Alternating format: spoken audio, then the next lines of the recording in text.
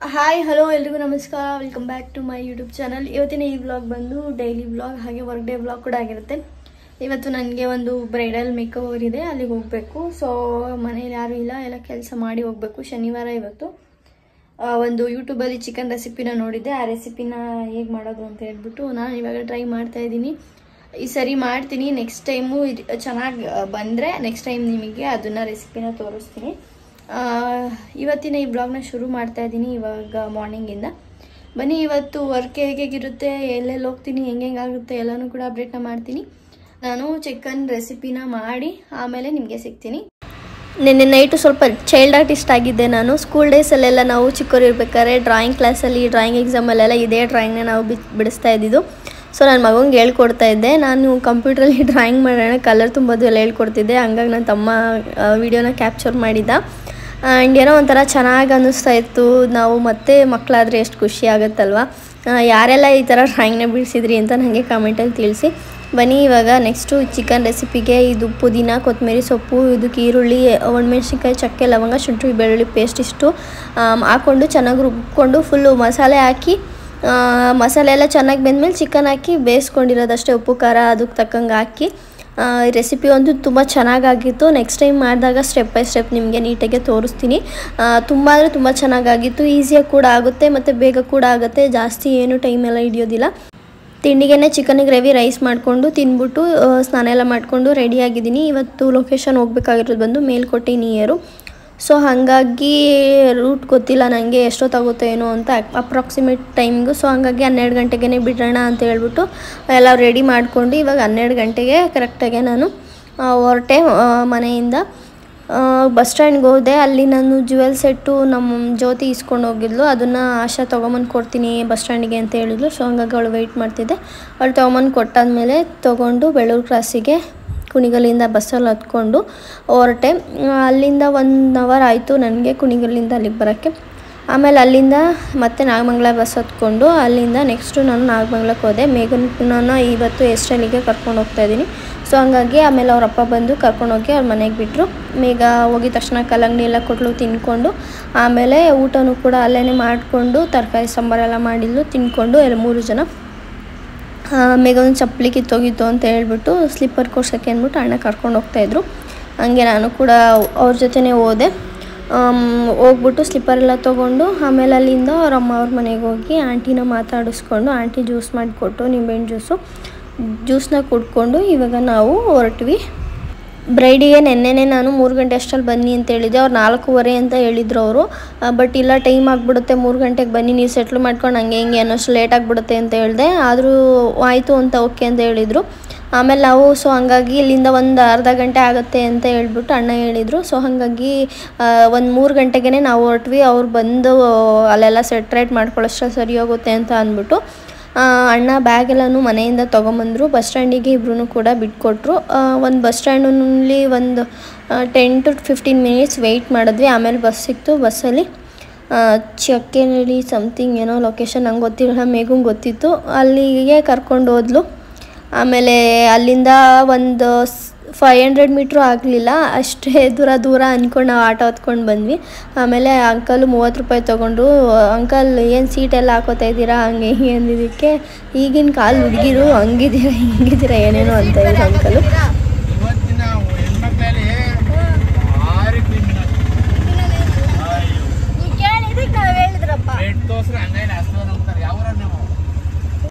ಚೌಟ್ರಿಗೆ ಬಂದ್ವಿ. ಯಾರೂ ಬಂದಿರಲಿಲ್ಲ. ಒಂದು ರೂಮು ಕೂಡ ಓಪನ್ ಇರಲಿಲ್ಲ. ಗಂಡನವ್ರ ಕಡೆನೂ ಬಂದಿರಲಿಲ್ಲ, ಹೆಣ್ಣೂರ ಕಡೆನೂ ಬಂದಿರಲಿಲ್ಲ. ಬ್ರೈಡಿಗೆ ಕಾಲ್ ಮಾಡಿದ್ವಿ, ಬರ್ತಿದ್ದೀವಕ್ಕ ಬರ್ತಿದ್ದೀವಿ ಅಂತ ಹೇಳಿದ್ರು. ನಮಗೂ ಕಾದಿ ಸಾಕಾಗೋಯ್ತು. ನಿಯರ್ಲಿ 1.5 hour 2 hours ವೆಯ್ಟ್ ಮಾಡಿದ್ವಿ ಬ್ರೈಡಿಗೋಸ್ಕರ. ಇವಾಗ ಆಲ್ರೆಡಿ ಟೈಮ್ ಬಂದು 5:55 ಆಗಿದೆ. ಇನ್ನೇನು ಹತ್ತತ್ರ 6 ಗಂಟೆ ಆಗೋಯ್ತು. ಈಗ ಫೈನಲಾಗಿ ಬ್ರೈಡು ಬಂದಿದ್ದಾರೆ. ಬಂದರು. ರೂಮ್ ಕೂಡ ಕೆಳಗಡೆ ಅಂತ ಹೇಳಿದ್ರು ಅಂದ್ಬಿಟ್ಟು ಕೆಳಗಡೆ ಎಲ್ಲ ರೆಡಿ ಮಾಡ್ಕೊಂಡು ಮತ್ತು ಮೇಲ್ಗಡೆ ಹೋಗ್ಬಿಡೋಣ ಸಪ್ರೇಟ್ ರೂಮ್ ಅಂದ್ಬಿಟ್ಟು ಮೇಲ್ಗಡೆ ಎತ್ಕೊಂಡು ಕ್ರಿಂಪರು ಅದು ಇದು ಎಲ್ಲ ಕಿಟ್ಟೆಲ್ಲ ಓಪನ್ ಮಾಡಿಬಿಟ್ಟು ಬೀಚ್ಕೊಂಡು ಎತ್ಕೊಂಡು ಏನೇನೋ ಪರಿಸ್ಥಿತಿ ಪಟ್ಕೊಂಡು ಹೋಗಿ ಒಂದು ರೂಮಲ್ಲಿ ಸೆಟ್ಲಾದ್ವಿ. ಬ್ರೈಡಿಗೆ ಸ್ಯಾರಿ ಡ್ರೇಪ್ ಮಾಡಿ ಸ್ಟೈಲ್ ಕ್ರಿಂಪೆಲ್ಲ ಮಾಡಿಕೊಂಡು ಇವಾಗ ಐ ಮೇಕಪ್ಪು ಕೂಡ ಮುಗ್ದಿದೆ. ಆ್ಯಂಡ್ ಫುಲ್ಲೇನು ಮುಗ್ದಿಲ್ಲ, ಇನ್ನೂ ಕೂಡ ವರ್ಕ್ ಇದೆ ಐ ಮೇಕಪ್ಪಿಗೆ. ಮೇಕಪ್ನ ಶುರು ಮಾಡಿಕೊಂಡು ಇವಾಗ ಫೈನಲ್ ಆಗಿ ನಮ್ಮ ಬ್ರೈಡು ಈ ರೀತಿಯಾಗಿ ಕಾಣಿಸ್ತಾ ಇದ್ದಾರೆ. ಬಟ್ ಏನು ಅಂತ ಅಂದರೆ 6 ಗಂಟೆಗೆ ಬಂದಿದ್ದು 8 ಗಂಟೆ ತನಕನೂ ಯಾರೂ ಕೂಡ ಬಂದು ಕರೀಲಿಲ್ಲ, ಏನೂ ಮಾಡಲಿಲ್ಲ. ಫೋಟೋಸ್ ವೀಡಿಯೋಸ್ ತೆಕ್ಕೊಳ್ಳೋದಕ್ಕೂ ಕೂಡ ಫ್ರೀ ಆಗಿತ್ತು, ಏನು ಅರ್ಜೆಂಟ್ ಎಲ್ಲ ಮಾಡಲಿಲ್ಲ, ಏನೇನೋ ಶಾಸ್ತ್ರ ಎಲ್ಲ ಮಾಡ್ತಾಯಿದ್ರು. ಸೊ ಹಂಗಾಗಿ ನಿಧಾನಕ್ಕೇ ನಾವು ಟೈಮ್ ಕೊಟ್ಟರು. ಲೇಟಾಗಿ ಬಂದಿದ್ದಕ್ಕೂ ಏನೂ ಪ್ರಾಬ್ಲಮ್ ಆಗಿಲ್ಲ. ಕೆಲವೊಂದು ಕಡೆ ಲೇಟಾಗಿ ಬಂದಿರ್ತಾರೆ, ಅದರಲ್ಲೂ ನಮ್ಮನ್ನೇ ಬೈತಾರೆ, ಲೇಟಾಗಿ ಆಯಿತು ಅಂತ ಹೇಳ್ಬಿಟ್ಟು ಮತ್ತು ಫಿನಿಶಿಂಗ್ ಬರಲಿಲ್ಲ ಅಂತಲೂ ನಮಗೇನೆ ಬ್ಲೇಮ್ ಮಾಡ್ತಾರೆ. ಬಟ್ ಇಲ್ಲೇನು ಹಂಗಾಗಲಿಲ್ಲ. ಬಟ್ ನೀವು ಈ ಥರ ಎಲ್ಲ ಲೇಟ್ ಮಾಡ್ಕೊಳಕ್ಕೆ ಹೋಗಬೇಡಿ, ಆದಷ್ಟು ಬೇಗ ಬಂದು ನಮಗೂ ಟೈಮ್ ಕೊಡಿ, ನಿಮ್ಮ ಮೇಕಪ್ಪು ಕೂಡ ಸೆಟಲ್ ಆಗುತ್ತೆ, ತುಂಬ ಚೆನ್ನಾಗಿ ಕಾಣುತ್ತೆ. 9 ಗಂಟೆ 9:30 ಹಂಗೆ ಹುಡುಗಿನ ರಿಸೆಪ್ಷನಿಗೆ ನಿಲ್ಲಿಸಿದ್ರು. ನಾನು ಇಲ್ಲೇ ಚೌಟ್ರಿಲೇ ಸ್ಟೇ ಆಗೋಣ ಅಂತ ಅಂದ್ಕೊಂಡಿದ್ದೆ. ಬಟ್ ಮೇಘನ ಇಲ್ಲ ಮನೆಗೆ ಹೋಗ್ಬಿಟ್ಟು ಬರೋಣ ಬಾ, ಬೇಗ ಬರ್ಬೋದು, ಬೆಳಗ್ಗೆ ಬಸ್ಸೆಲ್ಲ ಇರುತ್ತೆ, ಅರ್ಧ ಗಂಟೆ ಅಷ್ಟೇ ಅಲ್ವಾ ಅಂತ ಹೇಳಿದ್ಲು ಅಂದ್ಬಿಟ್ಟು ಹೊರಟ್ವಿ. ಬಸ್ ಇರಲಿಲ್ಲ, 8 ಗಂಟೆನೇ ಲಾಸ್ಟ್, ಅಷ್ಟರಲ್ಲಿ ರೆಡಿ ಆಗಿರಲಿಲ್ಲ. ಹುಡುಗಿ ತಂಗಿ ಬೇರೆ ಇದ್ದರು. ಸೊ ಹಂಗಾಗಿ ರೆಡಿ ಮಾಡಾದ್ಮೇಲೆ ಅಣ್ಣಂಗೆ ಕಾಲ್ ಮಾಡಿದ್ವಿ. ಅಣ್ಣ ಕಾರ್ ತೊಗೊಂಡು ಬಂದು ಮನೆಗೆ ಕರ್ಕೊಂಡು ಬಂದರು. ಆಂಟಿ ನಾವು ಬರೋ ಅಷ್ಟರಲ್ಲಿ ಮಟನ್ ಸಾರು ಮುದ್ದೆ ಎಲ್ಲನೂ ಮಾಡಿದರು. ಊಟ ಎಲ್ಲ ತಿನ್ಕೊಂಡು ಮಲ್ಕೊಂಡು ಬೆಳಗ್ಗೆ ಎದ್ದು ಇಬ್ಬರು ಕೂಡ ರೆಡಿಯಾಗಿ ಇವಾಗ ಹೊರ್ತಾ ಇದ್ದೀವಿ. ನಾನು 5 ಗಂಟೆಗೆ ಅಲಾರಾಮ್ ಇಟ್ಟಿದ್ದೀನಿ, ಮತ್ತು ಆಫ್ ಮಾಡಿಬಿಟ್ಟು ಹಂಗೆ ಮಲ್ಕೊಂಬಿಟ್ಟಿದ್ದೀನಿ. ಆಮೇಲೆ ಆಂಟಿ ಬಂದು ಎಬ್ಸಿದ್ರು. ಆಮೇಲೆ ಎದ್ದು ಬೇಗ ಬೇಗ ರೆಡಿಯಾಗಿ ಒಂದು 6 ಗಂಟೆ ಅಷ್ಟರಲ್ಲಿ ಮನೆಗೆ ಬಿಟ್ವಿ. ಮುಹೂರ್ತ ಇದ್ದಿದ್ದು 10:30 11:15 ಏನೋ ಇತ್ತು. ಸೊ ಆಮೇಲೆ ಅಣ್ಣನೇ ಕಾರಲ್ಲಿ ಬಸ್ ಸ್ಟ್ಯಾಂಡಿಗೆ ಕರ್ಕೊಂಡ್ಬಿಟ್ರು. ಅಲ್ಲಿಂದ ಬಸ್ ಹತ್ಕೊಂಡು ಹೊರಟ್ವಿ. ಒಂದು ಹಾಫ್ ಆನ್ ಅವರ್ ಜರ್ನಿ ಆಯಿತು. ಫಾಸ್ಟಾಗಿ ಅಲ್ಲಿಂದ ಆಟೋ ಏನು ತೊಗೊಳ್ಳಿಲ್ಲ, ಬೆಳಗ್ಗೆ ಗೊತ್ತಿತ್ತು, ಸಂಜೆ ಗೊತ್ತಾಗಿತ್ತಲ್ಲ. ಸೊ ನೆಟ್ಕೊಂಡೇ ಹೋಗಿ ಬಂದ್ವಿ. ಆಮೇಲೆ ಬ್ರೈಡಿಗೆ ರೆಡಿ ಮಾಡಿದ್ವಿ ಬೇಗ ಟೈಮ್ ವೇಸ್ಟ್ ಮಾಡ್ದಂಗೆ. ಅವ್ರದ್ದು ಬೆಳಗ್ಗೆ ಶಾಸ್ತ್ರಗಳೆಲ್ಲ ಇರುತ್ತಲ್ಲ. ಸೊ ಹಾಗಾಗಿ ಇವಾಗ ಬ್ರೈಡ್ನ ರೆಡಿ ಮಾಡ್ತಾಯಿದ್ದೀವಿ. ಕಂಪ್ಲೀಟ್ ಲುಕ್ನ ನೀವು ನೋಡ್ಬೋದು. ಇವಾಗ ಜಸ್ಟ್ ಮೇಕಪ್ ಫಿನಿಶ್ ಆಗಿದೆ. ಈಗ ಹೇರ್ ಸ್ಟೈಲ್ ಒಂದು ಮಾಡಬೇಕು. ಅವರು ಏನೋ ದೇವ್ರದ್ದು ಕರೆಸಿದ್ರು, ಆ ದೇವ್ರಿಗೆ ಸ್ವಲ್ಪ ಕಾಲು ತೊಳೆದು ಪೂಜೆ ಮಾಡಿ ಬರಬೇಕು, ಕಳಿಸಿ ಅಂತ ಹೇಳಿದ್ರು. ಸೊ ಹಂಗಾಗಿ ಅವ್ರನ್ನ ಕಳಿಸ್ಕೊಡ್ತಿದ್ವಿ. ಇವಾಗ ಜಸ್ಟ್ ಮೇಕಪ್ ಅಷ್ಟೇ ಫಿನಿಶ್ ಆಗಿತ್ತು. ಕಳಿಸ್ಕೊಟ್ಟಾದ್ಮೇಲೆ ಅವ್ರು ಬಂದಾದಮೇಲೆ ಹೇರ್ ಸ್ಟೈಲ್ ಎಲ್ಲ ಮುಗಿಸಿ ಇವಾಗ ಫೈನಲಾಗಿ ಬ್ರೈಡು ರೆಡಿಯಾಗಿದ್ದಾರೆ. ಈ ರೀತಿಯಾಗಿ ಹೇಗೆ ಕಾಣಿಸ್ತಾ ಇದ್ದಾರೆ ಏನು ಅಂತ ನಿಮ್ಮ ಅಭಿಪ್ರಾಯನ ನೀವು ತಿಳಿಸ್ಬೋದು. ಹಾಗೆಯೇ ಗ್ರೂಮ್ ಮೇಕಪ್ ಕೂಡ ಇತ್ತು. ಅವರು ಬ್ರೈಡ್ ಕಳಿಸಾದ್ಮೇಲೆ ಗ್ರೂಮ್ ಬಂದಿದ್ದರು. ಅವ್ರಿಗೆ ನೈಟು ಕೂಡ ಮಾಡಿದ್ವಿ, ಬಟ್ ವಿಡಿಯೋ ಕ್ಯಾಪ್ಚರ್ ಮಾಡ್ಕೊಳ್ಳೋದಕ್ಕಾಗಿರಲಿಲ್ಲ. ಗ್ರೂಮಿಂಗ್ ಮೇಕಪ್ ಮಾಡಿಕೊಟ್ವಿ. ಅವ್ರ ತಂಗಿಗೊಬ್ರಿಗೆ ಎಷ್ಟಲ್ಲಿತ್ತು, ಬೇಗನೆ ಫಿನಿಶ್ ಆಯಿತು. ಒಂದು 10:30 ಅಷ್ಟಲೆಲ್ಲ ಮುಗಿಸ್ಕೊಂಡು ಕಿಟ್ನೆಲ್ಲ ಕ್ಲೀನ್ ಮಾಡಿಕೊಂಡು ಪ್ಯಾಕ್ ಮಾಡಿಕೊಂಡು ಹೊರಟ್ವಿ. ನನಗೆ ಇವತ್ತು ಸಂಜೆ ಇನ್ನೂ ಒಂದು ಯಲಹಂಕದಲ್ಲಿ ಬ್ರೈಡ್ ಮೇಕವರೇನೇ ಇದೆ. ಸೊ ಹಾಗಾಗಿ ಟೈಮ್ ವೇಸ್ಟ್ ಮಾಡ್ದಲೇ ಹೊರಟು ಬಸ್ ಸ್ಟ್ಯಾಂಡಿಗೆ ಬಂದ್ವಿ. ಮೇಘ ಕೊಬ್ಬರಿ ಮಿಠಾಯಿ ಕಾಯಿ ಮಿಠಾಯಿ ತಿನ್ನಬೇಕು ಅಂತಂದ್ಲು. ಸೊ ಅದನ್ನು ತೊಗೊಂಡು ತಿನ್ಕೊಂಡು ಬಸ್ ಹತ್ಕೊಂಡು ಇವಾಗ ನಾಗಮಂಗ್ಲಕ್ಕೆ ಹೊರಟು ಬಂದ್ವಿ. ತಿಂಡಿ ಕೂಡ ಮಾಡಿರಲಿಲ್ಲ, ಹಂಗಾಗಿ ಮನೆಗೆ ಬಂದ್ವಿ. ಆಂಟಿ ಮಟನ್ ಸಾಂಬಾರ್ಗೆ ದೋಸೆ ಹಾಕಿ ಕೊಟ್ಟರು. ತಿಂಡಿನ ತಿನ್ಕೊಂಡು ಈಗ ನಾನು ಹೊರಟೆ. ಬಿಕಾಸ್ ನಾನು ಬೆಂಗಳೂರಿಗೆ ಹೋಗ್ಬೇಕಾಗಿರೋದಲ್ಲ, ಟೈಮ್ ಆಗಿಬಿಡುತ್ತೆ ಅಂದ್ಬಿಟ್ಟು ಹೊರಟೆ. ಅವನು ಪಾಪು ಕೂಡ ತಾತನ ಜೊತೆ ಬರ್ತೀನಿ ಅಂತ ಅಂತಿದ್ದ. ಅಂಕಲ್ ನನ್ನ ಬಸ್ ಸ್ಟ್ಯಾಂಡಿಗೆ ಬಿಟ್ಕೊಟ್ರು. ಅಲ್ಲಿಂದ ಬಸ್ ಹತ್ಕೊಂಡು ಇವಾಗ ನಾನು ಜಾಲಹಳ್ಳಿ ಕ್ರಾಸಲ್ಲಿ ಇಳ್ಕೊಂಡೆ. ಜಾಲಹಳ್ಳಿ ಕ್ರಾಸಿಂದ ಯಲಹಂಕ ಬಸ್ಸೆಲ್ಲ ಸಿಗುತ್ತೆ. ಸೊ ಹಂಗಾಗಿ ಹೋಗೋಣ ಅಂತ ಅಂದ್ಬಿಟ್ಟು ಅಲ್ಲಿ ಇಳ್ಕೊಂಡೆ. ಇನ್ನೊಬ್ಬರು ಅಕ್ಕ ಅವರು ಅರವಿಂದ್ ಸ್ಕೂಲಿಗೆ ಅವ್ರ ಮಗುನ ಹಾಕಿದ್ರಂತೆ. ಇವತ್ತು ಪೇರೆಂಟ್ಸ್ ಮೀಟ್ ಇತ್ತಂತೆ. ಸೊ ಹಂಗಾಗಿ ಅವರು ಬಂದಿದ್ದರು. ಅವ್ರ ಜೊತೆ ಮಾತಾಡ್ಕೊಂಡು ಅವರು ಯಲಹಂಕಗೆ ಹೋಗಬೇಕು ಅಂದರು. ಜಾಲಹಳ್ಳಿ ಕ್ರಾಸಿಂದ ಯಲಹಂಕಗೆ ಬಸ್ಗಳು ಬೇಜಾನಿತ್ತು. ಬಟ್ ರಂಜಿತಕ್ಕ ಬೆಳಗ್ಗೆ ಹೋಗಿದ್ರು ಅವರಿಗೇನೆ ಸಿಂಪಲ್ ಮೇಕಪ್ ಮಾಡೋದಕ್ಕೆ. ಸೊ ಹಂಗಾಗಿ ಬಸ್ಸಲ್ಲಿ ಲೇಟ್ ಆಗಿಬಿಡುತ್ತೆ ಅಂತ ಅಂದ್ಬಿಟ್ಟು ಕ್ಯಾಬ್ ಬುಕ್ ಮಾಡಿಕೊಂಡು 4 ಜನನೂ ಇದ್ವಲ್ಲ ಹೊರಟು ಬಂದ್ವಿ. ಚೌಟ್ರಿಗೆ ರೀಚ್ ಆದ್ವಿ. ಚೌಟ್ರಿಯಲ್ಲಿ ಅವರು ಅಯ್ಯಂಗಾರ್ ಫ್ಯಾಮಿಲಿ, ಹಂಗಾಗಿ ಅವ್ರದ್ದು ತುಂಬ ಶಾಸ್ತ್ರಗಳೆಲ್ಲ ಇತ್ತು. ಬೆಳಗ್ಗೆಯಿಂದನೂ ಶಾಸ್ತ್ರಗಳು ಮಾಡ್ತಾನೆ ಇದ್ದಾರೆ. ಈಗ ಎಂಗೇಜ್ಮೆಂಟ್ ಶಾಸ್ತ್ರ ಏನೋ ಇತ್ತಂತೆ. ಅವ್ರು ಬಂದು ಸ್ಯಾರಿ ಒಂದು ಡ್ರೇಪ್ ಮಾಡಿಕೊಟ್ವಿ. ಎಂಗೇಜ್ಮೆಂಟ್ ಮುಗಿಸ್ಕೊಂಡು ಬ್ರೈಡ್ ಬಂದರು. ಆಮೇಲೆ ಅವರಿಗೆ ಮೇಕೋವರ್ನ ಈ ರೀತಿಯಾಗಿ ಮಾಡಿದ್ದೀವಿ. ಗ್ರೂಮ್ ಮೇಕೋವರ್ ಕೂಡ ಇತ್ತು. ಇವ್ರು ಯಾರು ಅಂತ ನಿಮ್ಗೆ ಆಲ್ರೆಡಿ ಗೊತ್ತಾಗಿದೆ ಅನಿಸುತ್ತೆ. ಇವ್ರ ಪ್ರೀ ವೆಡ್ಡಿಂಗ್ ಶೂಟಿಗೂ ಕೂಡ ನಾನೇ ಮೇಕಪ್ ಮಾಡಿಕೊಟ್ಟಿದ್ದು. ಸೊ ಹಂಗಾಗಿ ಅವರು ಮೇಕಪ್ನ ವೆಡ್ಡಿಂಗಿಗೂ ಕೂಡ ಬುಕ್ ಮಾಡ್ಕೊಂಡಿದ್ರು. ಮೇಕಪ್ ಹೇಗಿದೆ ಗ್ರೂಮ್ ಆ್ಯಂಡ್ ಬ್ರೈಡ್ದು ನಿಮ್ಮ ಅಭಿಪ್ರಾಯನ ನೀವು ತಿಳಿಸ್ಬೋದು. ನಿಮಗೂ ಏನಾದರೂ ಮೇಕಪ್ ಬೇಕು ಅಂತಂದರೆ ನೀವು ನನ್ನ ಕೊಟ್ಟಿರೋ ನಂಬರ್ಗೆ ಕಾಂಟ್ಯಾಕ್ಟ್ ಮಾಡಿ. ಬ್ರೈಡು ಗ್ರೂಮು ಮತ್ತು ಅವ್ರ ಅಮ್ಮರು ಇಬ್ಬರು ಮತ್ತು ಒಬ್ಬರು ಸಿಸ್ಟರ್ಸು ಎಲ್ರಿಗೂ ರೆಡಿ ಮಾಡಿ ಕೆಳಗಡೆ ಬಂದ್ವಿ ಊಟ ಮಾಡೋಣ ಅಂತ ಹೇಳ್ಬಿಟ್ಟು. ಸ್ನ್ಯಾಕ್ಸು ಫ್ರೂಟ್ಸು ಎಲ್ಲನೂ ಕೂಡ ಕೊಡ್ತಾಯಿದ್ರು. ಊಟಕ್ಕೆ ಇನ್ನೂ ಚೆನ್ನಾಗಿ ಕೂತಿದ್ರು. ಸೊ ಹಂಗಾಗಿ ಅಷ್ಟರಲ್ಲಿ ಸ್ನ್ಯಾಕ್ಸು ತಿನ್ಕೊಂಡು ಮಧ್ಯಾಹ್ನನೂ ಕೂಡ ನಾನು ಸರಿಯಾಗಿ ಊಟ ತಿಂದಿರಲಿಲ್ಲ. ಹಂಗಾಗಿ ಪಾನಿಪುರಿ ತೊಗೊಂಡು ತಿನ್ಕೊಂಡ್ವಿ ಇಬ್ರು. ಚೆನ್ನಾಗಿ ಎಲ್ಲ ಡೆಕೋರೇಟ್ ಮಾಡಿ ಇಟ್ಟಿದ್ರು. ಬಟ್ ನಾನು ಫಸ್ಟು ಫ್ರೂಟ್ಸ್ನ ತಿನ್ಕೊಂಡು ಆಮೇಲೆ ಪಾನಿಪುರಿನ ತಿಂದ ಗ್ಯಾಸ್ಟ್ರಿಕ್ ಆಗಿಬಿಡುತ್ತಂತ. ಆಮೇಲೆ ಇದು ಪಾನಿಪುರಿ ಎಲ್ಲ ತಿನ್ಕೊಂಡಾದ್ಮೇಲೆ ಮತ್ತೆ ಊಟಕ್ಕೆ ಕೂತ್ಕೊಂಡಾಗ ಊಟ ತಿನ್ನೋಕ್ಕೆ ಆಗ್ತಾಯಿರಲಿಲ್ಲ. ಅದನ್ನು ಲಾಸ್ಟಿಗೆ ತಿಂದಿದ್ರೆ ಸರಿ ಹೋಗ್ತಾಯಿತ್ತು. ಅಸ್ತಿ ಊಟನೂ ತಿನ್ನೋಕ್ಕಾಗಲಿಲ್ಲ, ಅದನ್ನು ತಿನ್ನೋಕ್ಕಾಗಲಿಲ್ಲ. ಊಟನೂ ಕೂಡ ಡಿಫ್ರೆಂಟಾಗಿತ್ತು ಅಯ್ಯಂಗಾರ್ ಫ್ಯಾಮಿಲಿ ಎಲ್ಲ. ಸೊ ಹಾಗಾಗಿ ಆಮೇಲೆ ಊಟ ಎಲ್ಲ ಮಾಡಿಕೊಂಡು ರೂಮ್ ಹತ್ರ ಬಂದ್ವಿ. ಪ್ರೀ ವೆಡ್ಡಿಂಗ್ ಶೂಟ್ದು ಫೋಟೋಸ್ನೆಲ್ಲನೂ ಕೂಡ ಪ್ಲೇ ಮಾಡ್ತಾಯಿದ್ರು. ಹಂಗೆ ರಿಸೆಪ್ಷನ್ನು ಕೂಡ ಒಂದು 5 ನಿಮಿಷ ನೋಡ್ಕೊಂಡು ನಿಂತಿದ್ದು. ಆಮೇಲೆ ರೂಮ್ ಕೊಟ್ಟಿದ್ದರು. ರೂಮ್ಗೆ ಹೋಗ್ಬಿಟ್ಟು ಮಲ್ಕೊಂಡೆ. ಮತ್ತೆ ಬೆಳಗ್ಗೆ ಇವ್ರದ್ದೆಲ್ಲ 5 ಗಂಟೆ ಅಷ್ಟರಲ್ಲೆಲ್ಲ ಮುಹೂರ್ತ ಮುಗಿದೋಗ್ಬಿಡುತ್ತೆ. ಸೊ ಹಂಗಾಗಿ 2 ಗಂಟೆ ಅಷ್ಟರಲ್ಲೆಲ್ಲ ನಾವು 2:15 ಅಷ್ಟರಲ್ಲೆಲ್ಲ ಎದ್ದೇಳಬೇಕು. ಸೊ ಹಂಗಾಗಿ ರೂಮಿಗೆ ಹೋಗ್ಬಿಟ್ಟು ಬೇಗನೆ ಮಲ್ಕೊಂಬಿಟ್ವಿ. ಆಮೇಲೆ ಒಂದು 2:15ಗೆಲ್ಲ ಎಚ್ಚರಿಕೆ ಆಗೋಯಿತು. ಅವ್ರು ಅದಕ್ಕೂ ಮುಂಚೆನೂ ಶಾಸ್ತ್ರ ಎಲ್ಲ ಮುಗಿಸ್ಕೊಂಡು ಬಂದರು. ಆಮೇಲೆ ಬೆಳಗ್ಗೆ ಎದ್ದು ಸ್ವಲ್ಪ ಫ್ರೆಶ್ ಅಪ್ ಆಗಿ ಆಮೇಲೆ ಅವ್ರ ತಂಗಿಗೆ ನಾನ್ ಬ್ರೈಡಲ್ ಮೇಕಪ್ ಇತ್ತು, ಅವರಿಗೆ ಮೇಕಪ್ನ ಮುಗಿಸ್ಕೊಟ್ಟೆ. ಅವ್ರದ್ದು ಎಷ್ಟೆಲ್ಲೂ ಮೇಕಪ್ಪು ಸ್ಯಾರಿ ಡ್ರೆಪ್ಪಿಂಗ್ ಎಲ್ಲ ಮುಗಿಸೋ ಅಷ್ಟರಲ್ಲಿ ಬ್ರೈಡ್ ಕೂಡ ಬಂದರು.